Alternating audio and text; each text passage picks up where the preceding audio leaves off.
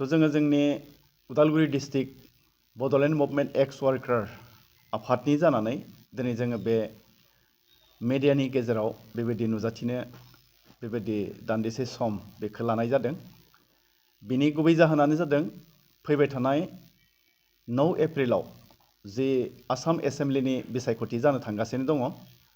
बे इलेक्शननि सोमोन्दै जोंनि बड'लेण्ड मुभमेन्ट एक्स वार्कार आफादनि जानानै जोङो फंनैसो बेबायदि बिबुंथि होनो आरो लाखिनो थाखाय जों बे समखौ लानाय जादों। दा बेनि गेजेरजोंनो जोङो जोंनि बड'लेण्ड मुभमेन्ट एक्स वार्कार आफादफोरनिसिम जोंनि उदालगुरि डिस्ट्रिक्टनि जेसांखिनि दङ आरो खोनासंग्रा साफ्रोम रायजो राजा नोंथांमोननिसिम जोङो जोंनि थांखि आरो उद्देश्यफोरखौ बेबायदि मिथिहोनो थाखाय बे समखौ लानाय जादों। बेनि गेजेरजों जोङो बेखौनो मिथिहोनो इच्छा खालामदों जे फैबाय थानाय 9 एप्रिल खालि जे आसाम एसेम्ब्लिनि बेबायदि इलेक्शन जानो थांगासिनो दङ, बे इलेक्शननि समाव जोङो जोंनि उदालगुरि डिस्ट्रिक्ट बड'लेण्ड मुभमेन्ट एक्स वार्कार आफादनिफ्राय जोङो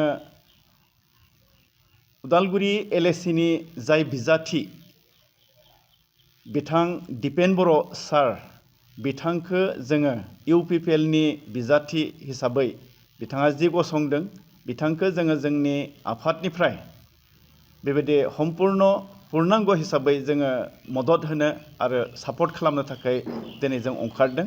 आरो बे जोंहा जोंनि आफादाव बेबायदि रायज्लायनायनि गेजेरजों बेखौ जोङो थि खालामबाय आरो जोंनि बड'लेण्ड मुभमेन्ट एक्स वार्कार आफादथिंनिफ्राय सेन्ट्रेल आफादनि आफादगिरि नेहाथारि बिथांमोननि बेबायदि कनसेन्ट बादिहै बा बिथोन बादिहै दिनै जोङो बे प्रेस मिटखौ नोंथांमोननि गेजेराव होनाय जादों जे जोङो थोंजोङैनो जोंनि उदालगुरि डिस्ट्रिक्टआव अन्तत प्राय 2000 बेबायदि जोंहा सोद्रोमा दङ।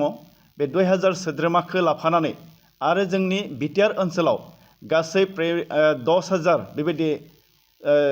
बेबायदि सोद्रोमा दङ। बे गासैफोरखौबो लाफानानै दिनै जोङो जोंनि बड'लेण्ड मुभमेन्ट एक्स वार्कार आफादा थोंजोङैनो इउपिपिएलनि बिजाथि जायफोर दङ बिथांमोनखौनो जोङो बेबायदि मदद आरो हेफाजाब होगोन होननानै जोङो भट होगोन होननानै दिनै जोङो बेबायदिहै थांखि लानाय जादों। आरो बे थांखिफोरखौ लानानैनो दिनै जोङो बे मिडियानि गेजेरजों जों फोसावनाय जादों।